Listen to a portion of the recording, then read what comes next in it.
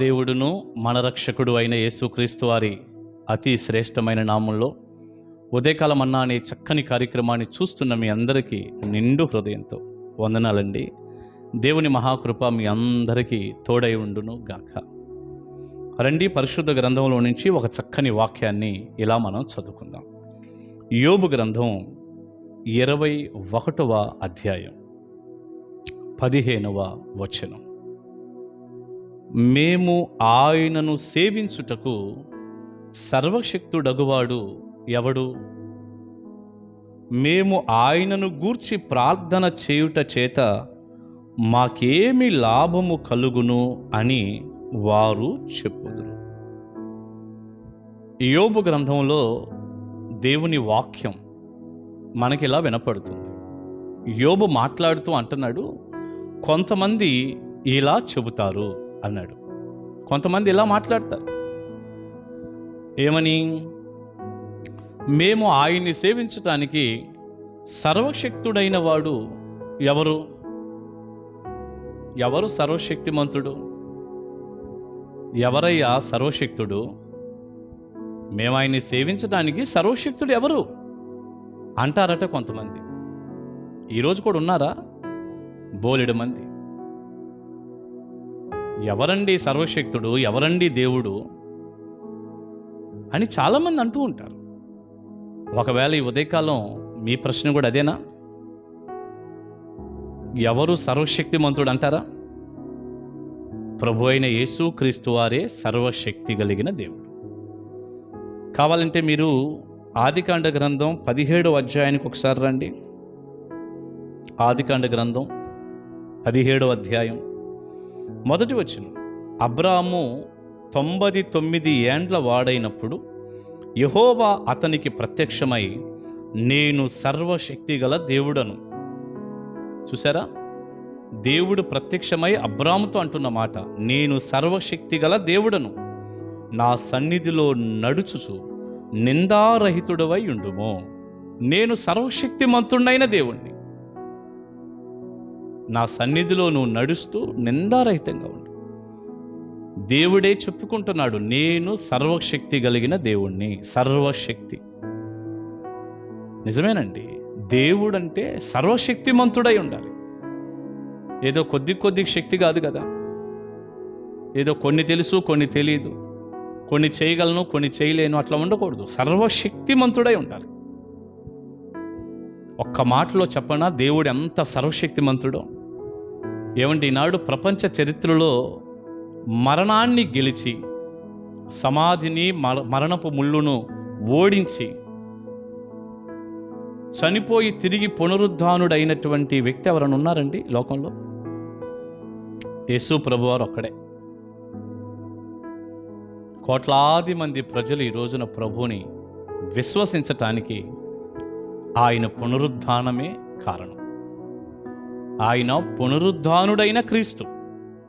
పునరుద్ధానుడైన క్రీస్తు. హల్లెలూయా. ఇక అంతకు మించిన శక్తి ఏంటి?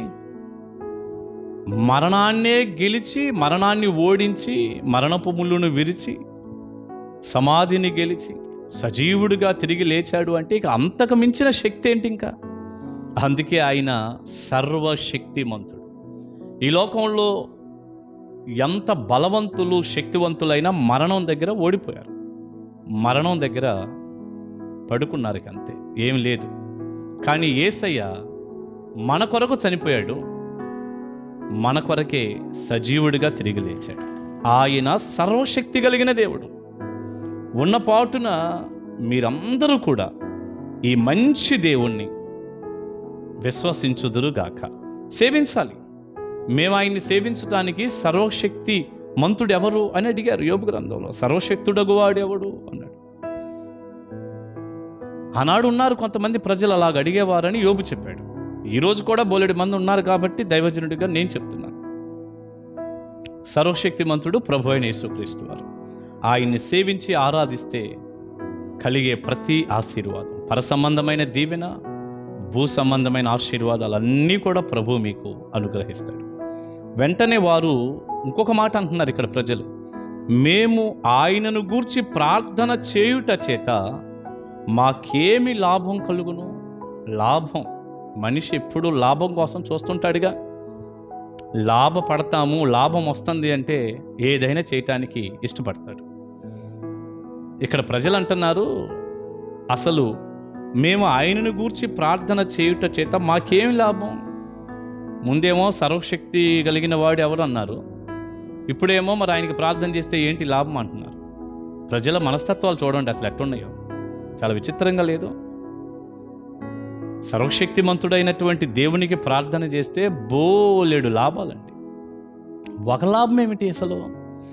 మోకరించి ప్రార్థన చేయటం ద్వారా మనకు అవసరమైన ప్రతి ఆశీర్వాదాన్ని ప్రభు ఇస్తాడు. ఇక ఒకటా రెండా ఎన్నని చెప్పను.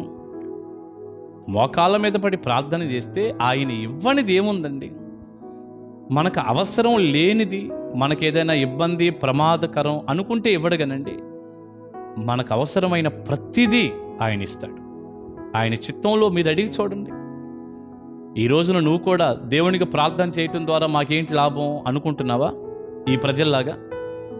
అందుకే ఈనాడు చాలామంది ప్రార్థించలేకపోతున్నారు.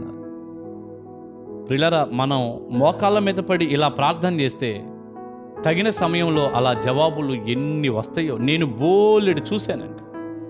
ప్రభువుని అడిగి ఎన్ని పొందానో నేను. కానీ ఈనాడు చాలామంది అనుకుంటున్నారు, మేము మోకాళ్ళ మీద పడి ప్రార్థన చేసే టైం దండగా, ఏంటి ఉపయోగం దాని ద్వారా?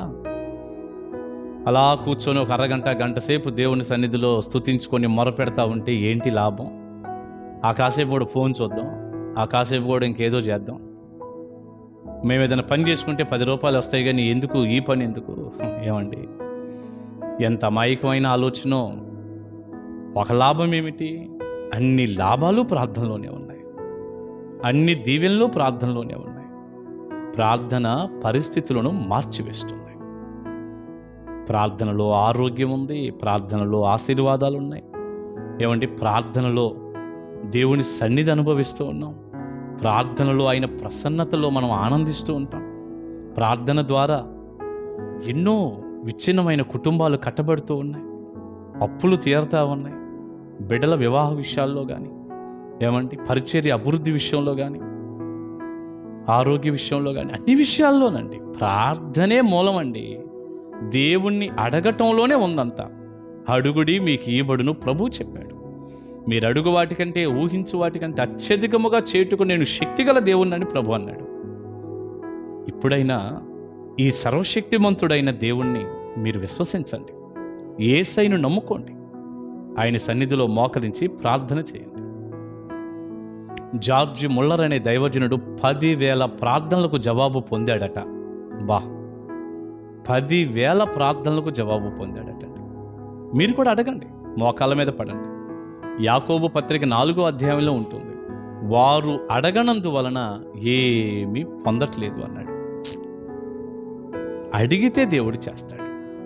ఇప్పుడైనా ఏదో యోబు గ్రంథంలో ఉన్నటువంటి ఈ ప్రజలు మాట్లాడినట్టు మీరు మాట్లాడక, సర్వశక్తిమంతుడైన ఈ దేవుణ్ణి మీరు నమ్మి ఆయన సన్నిధిలో ప్రార్థన చేయండి. ఎన్ని లాభాలు, ఎన్ని ఆశీర్వాదాలు. ఆత్మ సంబంధమైన దీవెనలతో పాటు భౌతికపరమైన ఆశీర్వాదాలు కూడా ప్రవహిస్తాడు. దైవ దీవెన నిండారులుగా మీ అందరికీ ఉండునుగాక. ఆమేన్. ప్రార్థన చేసుకుందాం. పరిశుద్ధుడా, ప్రేమగల తండ్రి, మీరు సర్వశక్తి కలిగిన దేవుడు. మిమ్మల్ని విశ్వసించటం ద్వారా, మిమ్మల్ని సేవించటం ద్వారా, మిమ్మల్ని ఆరాధించటం ద్వారా, ముఖ్యంగా మీ సన్నిధిలో మిమ్మల్ని వేడుకుంటూ మొరపెట్టి ప్రార్థించటం ద్వారా మాకు ఎన్ని లాభాలో, ఎన్ని ఆశీర్వాదాలో నైనా ఈ వర్తమానం ప్రతి బిడ్డ జీవితానికి దీవెనకరంగా చేయండి. వారికి ఉన్న ప్రశ్నల నుండి విడుదల దొరికిందని నేను నమ్ముతున్నాను. ప్రభువా, మీ సన్నిధి వారికి తోడుగొచ్చండి, వారి అవసరాలు తీర్చండి, కన్నీటిని తొడవండి, కృప చూపండి. యేసు శక్తిగల నామాని ప్రార్థన మనవులు అడుగుచున్నాను తండ్రి. ఆమేన్, ఆమేన్. God bless you. దేవుని మహాకృప మీకు తోడై ఉండును గాక. కలుసుకుందాం. Praise the lord.